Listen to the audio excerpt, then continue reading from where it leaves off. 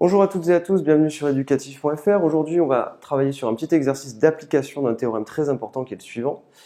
Eh bien, vous savez que si somme des UN et somme des Vn sont deux séries à terme réels positifs et réels, et que vous avez UN équivalent à Vn lorsque n tend vers plus l'infini, eh bien, il y a quelque chose de très important, c'est que si somme des UN diverge, alors somme des Vn diverge, mais attention, on a aussi une équivalence qui est que les sommes partielles, donc Sn c'est la somme partielle associée à la somme des UN, et S'N c'est la somme partielle associée à la somme des Vn, eh bien les sommes partielles sont équivalentes. Donc c'est ça qu'il faut savoir. Il faut bien se rappeler de ces deux choses-là, d'accord? Donc surtout, vous n'oubliez pas ça, parce que de temps en temps, ça peut servir, et ici, ça va être le cas. Alors, je vais effacer, et on va passer à la résolution de cet exercice, qui est, on se donne Hn, ça c'est la série harmonique, vous le savez, et la question c'est de trouver un équivalent de Hn, d'accord? Alors, je vais effacer tout ça, et on va utiliser ce théorème.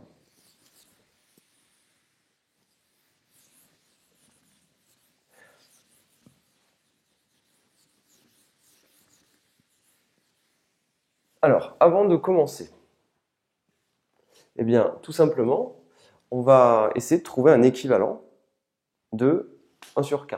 Donc, on va se donner k appartenant à une étoile, et on va remarquer la chose suivante, c'est que 1 sur k, c'est équivalent à ln de 1 plus 1 sur k. Alors, et ceci lorsque k tend vers plus l'infini. Donc, ça, je suis d'accord avec vous, si c'est la première fois que vous le faites, vous me direz, mais d'où vous savez ça? Eh bien, tout simplement, en terminale, vous savez que vous avez dû voir ceci. Vous avez dû voir que la limite, lorsque h tend vers 0, de ln de 1 plus h sur h, eh bien, c'est égal à 1. Ce qui veut dire que ln de 1 plus h, c'est équivalent à h lorsque h tend vers 0. Je vous laisse réfléchir là-dessus. Et l'idée, il faut revenir à ce qu'on a écrit là. Nous, ici, k tend vers plus l'infini. Donc 1 sur k qui est là tend vers 0. 1 sur k qui est ici tend aussi vers 0. Donc le petit h qui tend vers 0, en fait, il correspond ici au 1 sur k. Alors, j'ai déjà fait des vidéos sur ça au niveau de la classe de terminale. Vous pouvez vous y reporter pour savoir d'où vient ce résultat. Maintenant, ce qu'on va faire, tout simplement, c'est qu'on va finir la résolution de notre exercice, puisqu'on a notre équivalent. Évidemment, c'est incomplet. Alors, voilà ce que nous allons faire maintenant. Donc, on a 1 sur k équivalent à ln de 1 plus 1 sur k, avec 1 sur k positif et ln de 1 plus 1 sur k positif. Évidemment, dès le départ, k appartient à une étoile. J'ai 1 sur k qui est strictement positif, ln de 1 plus 1 sur k qui est aussi strictement positif.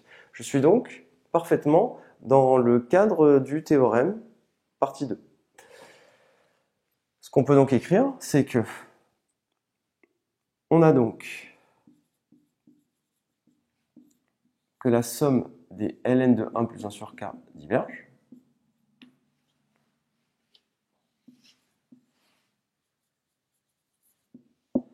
Évidemment, puisque somme des 1 sur k diverge.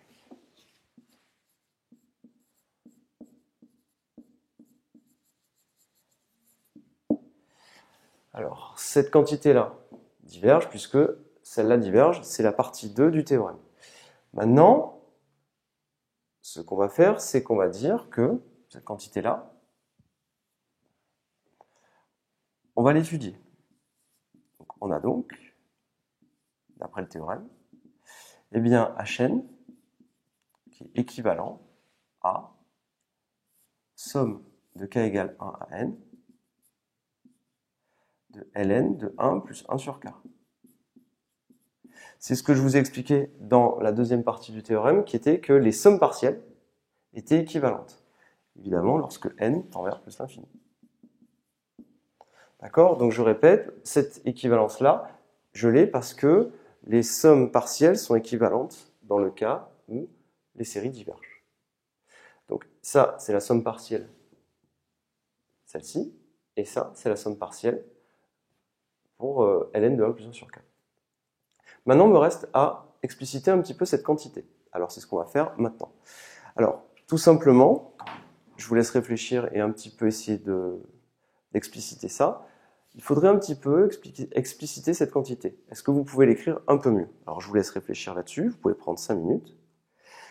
Mais bon, c'est un calcul qui est relativement classique. Alors, je vais l'écrire en dessous, tout simplement, ou à côté.